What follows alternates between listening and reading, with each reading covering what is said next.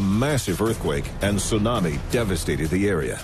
72 hours in advance of the tsunami that knocked out the Fukushima nuclear plant in Japan, there was just such an energy crisis. Conspiracy theorists were saying, did a country, let's say China, want to create a nuclear event in Japan?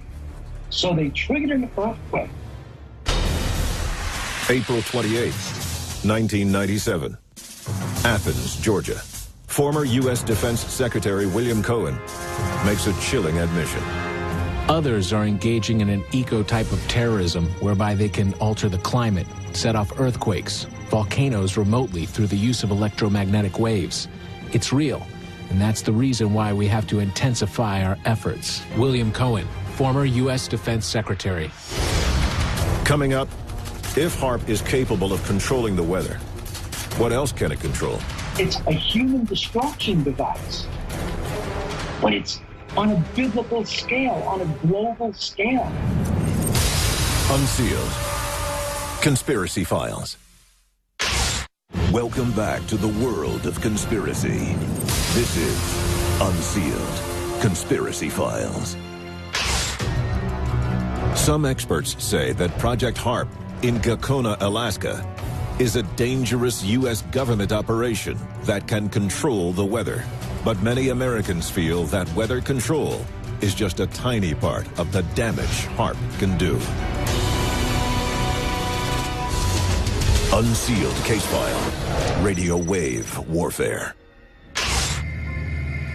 So the patent regarding how radio waves can affect communications devices, interfere with communications devices, interfere with the ability of guided missiles to communicate. What if we could use HAARP to turn the missiles around so the very cruise missiles that an enemy might launch at us suddenly turn around and fly back at the enemy? Can we do this? If I look at some of the specific call-outs here, this one here says, an invention that provides the ability to put unprecedented amounts of power into the Earth's atmosphere at strategic locations. It's right here in the patent. You can open up holes in the atmosphere in such a way that you target the enemy with lethal solar radiation. You can also literally fry your enemy. Now imagine how terrifying that would be. Even more chilling?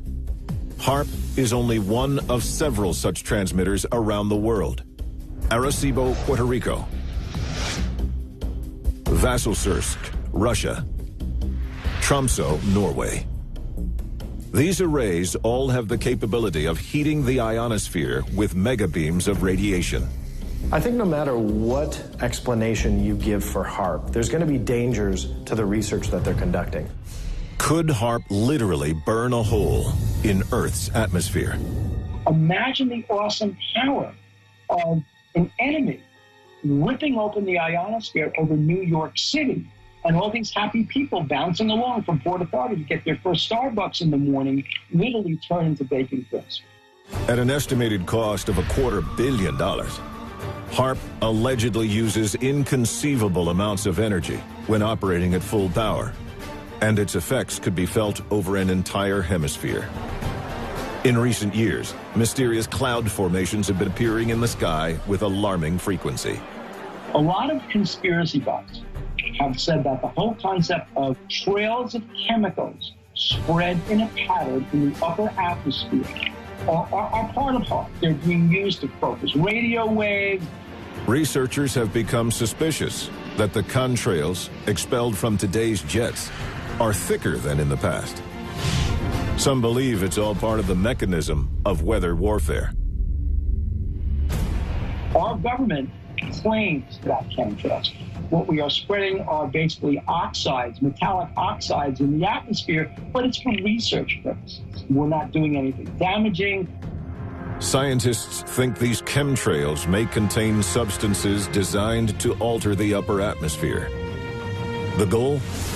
To make HAARP even more effective at bouncing dangerous levels of radiation off the ionosphere to any target on Earth. And what if the target isn't a country, but just one person? Some experts think that hidden in those rays could be a message. Basically, all the way back in 1990, before the Air Force conducted an experiment using radio to try to put thoughts into the brains of test subjects. Could sound waves implant certain kinds of emotions into test subjects? Is there real science behind this, or is this a tin hat theory? Well, the answer is there is real science behind it. The Air Force denies any such program exists. Basically, the brain is an electromagnetic device. Thoughts, what we call thoughts, ideas, visions, all move around our brain, inside our brain, by electrons. If you can interfere with those electrons in certain ways, what do you create? Panic. You create flight.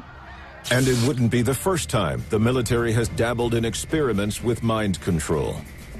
Documents unearthed in 1977 revealed a CIA mind control research project called MK Ultra. Although it seems a little bit far-fetched, if you look at the past, the CIA launched a program that has been known as MK Ultra that was aimed to control the human mind. So if they've done it before, who's to say they're not doing it now? Coming up, the shocking report which blows the lid off the government's plans for a future full of weather control. Unsealed. Conspiracy Files. Welcome back to the world of conspiracy. This is Unsealed Conspiracy Files. The time to act is now. There are 3 simple steps you can take to unseal the truth. Follow on Twitter. Follow the Unsealed Twitter feed to receive breaking news of the latest conspiracies as they develop. Tell your story. What did you see that you shouldn't have? The government's known about it all along. Why has nobody told us? Upload stories and pictures to our interactive map. Join the movement. Get the Unsealed bracelet and the unique code hidden underneath to access exclusive content. Stop living in the dark. It is definitely coming this way. Get involved in the fight to unseal the truth. Now. Bigger than 26 football fields, costing $250 million, including an array of 180 antennas. Is the government's top secret military weapon hiding in plain sight with a goal of controlling the world's weather? The military says they have no such plan for HAARP. The paper trail says otherwise. According to the report, the ability to generate precipitation, fog, and storms on Earth or to modify space weather and the production of artificial weather all are a part of an integrated set of military technologies. The future of warfare may not be bombs or bullets, but earthquakes and tsunamis. After all, if you never know a shot has been fired, you may not even know you're at war until you've already lost.